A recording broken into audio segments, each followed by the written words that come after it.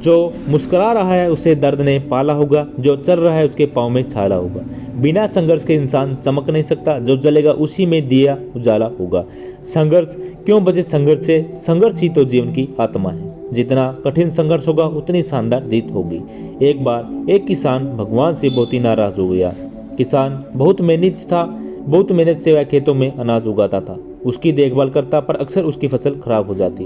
कभी सूखा पड़ जाता, कभी बाढ़ आ जाती, कभी धूप पड़ जाती, तो कभी आंधी, तो कभी न कभी कोई न कारण उसकी फसल का खराब होने का कारण बन जाता। एक दिन वह किसान गुस्से में आसमान की ओर देखकर भगवान से कहा, हे ईश्वर, आपको लोग सर्वज्ञता मानते हैं कि आप सब कुछ जानते हैं, कहते हैं कि आपकी इच्छा के बिना एक पत्ता भी नहीं हिलता, पर मुझे तो लगता है कि आप छोटी सी बात नहीं जानते, क्योंकि आपको तो ये भी नहीं पता कि खेती बाड़ी कैसे करते हैं। अगर आप जानते होते तो हर समय तो बाढ़, आंधी और तूफान आते हैं, तो कभी नहीं आते। आप नहीं जानते कि किसान कितना नुकसान उठाना पड़ता है हम किसानों को। यदि आप मेरे हाथ में यह शक्ति दे दे कि जैसा मैं चाहूँ वैसा मैं मौसम कर दूँ, फिर आप मैं देखना मैं अन्न के भंडार भर दूंगा।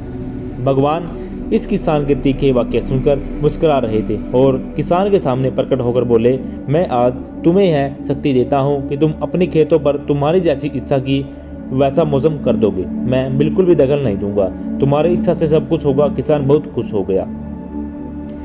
किसान ने गेहूं की फसल अपने खेतों में बोई। जब उसे लगा कि खेतों को धूप होनी चाहिए तो उसने खेत धूप मिले, जब पानी बरसना चाहिए तब उसे वर्षा मिले। आंधी, तूफान, बाढ़ कुछ भी उसे अपने खेतों पर आने नहीं दिया। किसान के खेत में इस वर्ष ऐसी फसल हुई जैसा कभी नहीं हुई थी। हरी भरी लहलाती फसल मन ही मन में बहुत खुश हो गया और सोचने लगा, अब सबूत के साथ दिखाऊंगा भगवान को कि इसे कहते हैं शक्ति का सही उपयोग, और मेरी सफलता देखकर उन्हें अपने नियम बदलने पड़ेंगे। कुछ दिन गुजरे, फसल काटने को तैयार हो गई।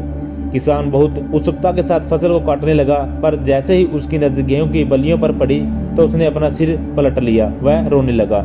गेहूं की एक भी बाली के अंदर दाना नहीं था, सारी बालियां अंदर से खाली थी। किसान बहुत दुखी हो गया। उसने भगवान को रोते हुए फिर पुकारा, हे प्रभु, तुमने ये मेरे साथ क्या किया? क्या तुमने मुझे सजा दी है? भगवान बोले, पुत्र, ये तो होना ही था। तुमने पौधों को संघर्ष करने का मौका ही कहाँ दिया? तुमने उन्हें आंधियों से जूझने नहीं दिया, तेज बारिश से सहना नहीं दिया और न ही उसे धूप में तपने दिया। एक भी चुनौती का सामना तुम्हें उन्हें करने नहीं दिया, इसलिए सारे पौधे अंदर से खोखले रह गए। जब आंधी, तूफान, तेज बारिश और धूप पड़ती तभी ये पौधे अपने अस्तित्व को बचाने के लिए संघर्ष करते हैं, और इसी संघर्ष से एक बल पैदा होता है जिसमें शक्ति होती है, ऊर्जा होती है। यही ऊर्जा फुर्ती गेहूं के दानों की तरह जो नहीं फूटी, तूने कठिन परिस्थितियों गुजरने की नहीं दिया। जहाँ उसके अस्तित्व का जन्म होता, सारे बालियाँ इसलिए खाली हैं क्योंकि इसमें एक भी गेहूं का दाना इसलिए नहीं है क्योंकि तुमने अपने पौधों को संघर्ष करवाया ही नहीं।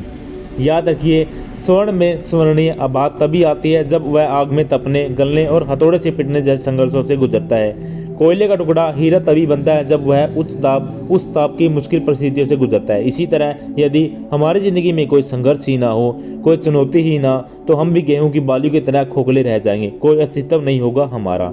विपरीत परिस्थितियां, चुनौतियां, समस्याएं हमें और अधिक निखारती है। यदि जीवन में कठिन परिस्थितियां और चुनौतियां आए तो घबराना मत, बल्कि सामना करना, विश्वास करना कि आप और अधिक निखर जाओगे और अधिक मजबूत बन जाओगे।